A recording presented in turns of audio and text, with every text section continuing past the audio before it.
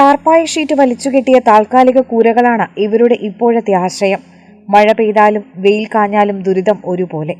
ചൂടിൽ കത്തുകയും മഴയിൽ ചോർന്നൊലിക്കുകയും ചെയ്യുന്ന ഈ കൂരകളിൽ മനുഷ്യർ കഴിയുന്നത് തന്നെ വലിയ വെല്ലുവിളിയാണ്.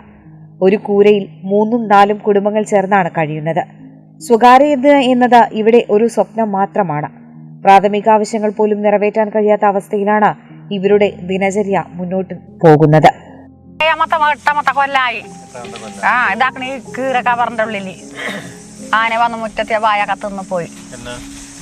അതിപ്പോ കൊറേ ആയി. ഇന്നാള് വന്ന് ആന കമ്പി മറിച്ചിങ്ങാണ്ട് കിണറിന്റെ അവിടെ വരെ വന്നു. ഞങ്ങൾ ഇവിടെ കിടക്കണമെന്ന് കവറിന്റെ ഉള്ളിൽ കൂടിയിട്ടില്ല, അകത്തേക്ക് പോയിട്ടില്ല. ഞങ്ങൾ ഇവിടെ തന്നെയാണ് കോലൈമേ. അപ്പോട്ട് കമ്പി പൊട്ടിച്ചൊച്ച കേട്ടു. പിറ്റേന്ന് രാവിലെ ശശിയേട്ടന്റെ 2 പോത്തു കുട്ടികളുണ്ട് അവിടെ. ഐറ്റങ്ങളൊക്കെ ഇപ്പൊ കണ്ടേ ആനയാള്. അവിടുന്ന് പിന്നെ എങ്ങനെ അങ്ങോട്ട് വന്ന ആന.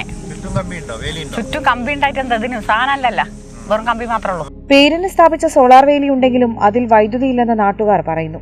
കാട്ടുമൃഗങ്ങളുടെ ഭീഷണിയോടുകൂടിയാണ് ഓരോ രാത്രിയും കടന്നു പോകുന്നത്.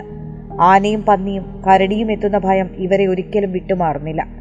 1 വയസ്സ് മുതൽ 10 വയസ്സ് വരെയുള്ള കുട്ടികളും ഈ ദുരിത ജീവിതത്തിന്റെ ഭാഗമാണ്.